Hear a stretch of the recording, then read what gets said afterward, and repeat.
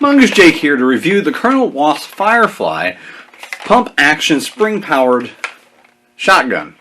Now, this blaster is actually a very, very unique one indeed. Only the Spring Thunder really is similar to it. And yes, you're hearing Whiskers the Shop Cat run around, but I had wanted to get my hands on one of these ever since I first seen it kind of teased around. And MonkeeMods is where you get it, and yes, there would be a link in the description if you decide by the end of this that you would like to pick one up yourself. But this is a extraordinarily neat blaster. And yeah, that's a spoiler. This thing, I'm absolutely in love with it. And rather than saving that to the end of the review, I'm just going to go ahead and say that up front, and I'll tell you why. Now, the Colonel Wasp FireFly is actually a very straightforward blaster. You know, despite having the whole shell using and ejecting design, it's simply a pump action springer. It uses a long shot type spring and it comes with an 18 kilogram, but you can of course use other preferences of your own if you prefer, say, like a turf spring, which is a very popular long shot spring. You know, I'm going to put out a couple of key features. Yes, it uses shells of the short dart length, and I did all my testing with the bulk amount of Jet Blasters darts that I ordered with my CETA. But the Jet darts did at least match the performance that MonkeeMods puts on its page. In the listing of the blaster, it lists 170 FPS with ACC Gen 2s. Well, I was able to get up to a few shots in the 180s to 190 with the Jet Blaster darts, and I've never heard people absolutely adore these, so I would say the worker shorts and the ACCs probably will at least equal that, if not better, do better than these. Because if I recall right, the Jet Blaster's darts have a fairly heavy tip to them, and side note, I've already blown off a number of the tips of these Jet darts, but that's a whole other story. Back to the Colonel Wasp FireFly. It's very, very simple to use. Whether it's primed or not, you bottom feed your shells, and I bought the extended length version that holds 6 in its tube mag. And it's 3, 4, 5, 6. I found loading to be very smooth, very easy. Now, if you really want to, go ahead and put one in the chamber, and you'll end up with 6 plus 1. And then fire it. And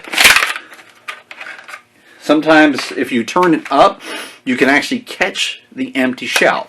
So until I rig up something to catch the shells, I do that fairly routinely. And then load the next one. Or eject it out the side. But that's a preference. You can kind of dump it out like I did on my bench there. You can gently do it and then pop the shell out, or you can pump it and fling it like that. But key notes. Why do I love it? Aluminum plunger tube. A nice, good sealing barrel that is ultra thick. I'm going to bring this in. I want you to see that barrel. That barrel, like for instance, the brass that I use, this is a sealed breech I'm working on. So that's 9/16 over 17/32. Look at that compared to the typical brass that we use. I mean, the thickness of this is insane. I don't think there's ever going to be a chance of any durability issues. Now, the tube magazine is not as thick, but it doesn't need to be. But I have had a very good seal with not only all the short length darts, but also one key thing. That is a full length men gun. Load that in, and you can single load full length darts. And you can do it actually quite easily. All you do is just simply take your shell, drop a full length in it, and then directly load this into the barrel. Now, compared to other dedicated short dart blasters, that is quite simple. And I find that to be a huge feature if you were going to take this to an arena where you had a mixture of both short and full-length darts. That, to me, aside from, well, the uniqueness of it, the straight out of the package good performance, the quality construction, because I already mentioned the metal components and the priming bar. That is steel there of quite good thickness. It's about 1/8 of an inch thick. So, key components, barrel, tube mag, and plunger tube are all quite thick, and then the priming bar is actually steel. Now, of course, the barrel, the tube mag, and the plunger tube are anodized aluminum. Now, that 1/8 inch thick steel priming bar is not going to go anywhere. I've already fired this thing probably a few hundred times, and I've had 0 flex issues in it. And the shell, it reminds me of the worker shells. You know, the Prophecy, the Swordfish.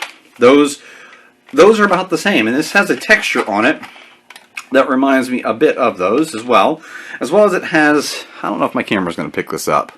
Probably not. There is a Colonel Wasp shield style logo on it, and it's a nice touch. It's got about a foot-long Picatinny rail on top, and very comfortable grip with a Nerf-style stock attachment. I'm going to have to try to find a bit of a solid, a bit of a solid stock for this. I'm thinking kind of the same one up here on my Sonic Ice Retaliator, that's the full metal build I did.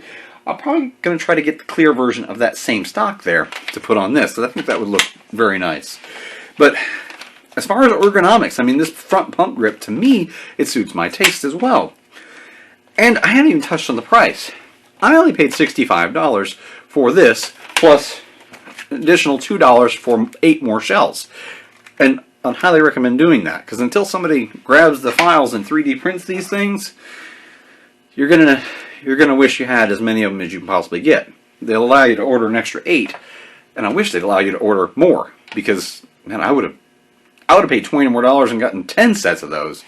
You know, that would be nice to carry a whole dump pouch full of shells ready to go, because this thing is very, very easy to top off on the fly. You know, just throw 2 in there, be ready to go, and then fire again. And then I just topped off. There's another one. You can keep doing that straight out of your pocket really fast, which is what I've been doing. The extra 8 will fit in your pocket, no problem. So, for a fun loadout, this thing is great. If they can keep it in stock, because at $67, the $65 blaster, with the $2 for additional shells, I mean, it was only $2 for these extra. So, why wouldn't you? I really can't find a flaw with this. Now, weaker upper bodies are going to feel that pump. I personally have no issue with it. The 18 kilogram spring is no problem. I mean, I find it to be very nice to cycle, and I'm not going to dry fire it because personally, I want this baby to last forever. This is a beautifully made blaster. I love the design. I have had 0 feed issues. I have even intentionally tried to double feed it, and it'll put 2 shells in there, but it's so obvious that you've done that you can just dump them if you want to do it in a hurry, and then pump again to get your next clean round in, and then fire. This thing is just fantastic, and who doesn't love doing this right here? Now this, to me, is just awesome to be able to do that. You know? And I don't know, something about that I just love. So for me, the Colonel Wasp FireFly, I mean, just look at that build. That is absolutely fantastically made, and the function of that. The function of that thing is just awesome. I'm going to cycle a couple for you so that you can see that. It pops out, lifts up, gets pushed in, fire. It draws that one out, which I'll grab onto, and then next one chambers and goes. and then drops it out. And if you're doing it slow, yes, you can just grab it. So that is a very neat design. And I have zero regrets of getting this. Because even as somebody who primarily uses full-length darts, I can still get use of it even in single fire mode.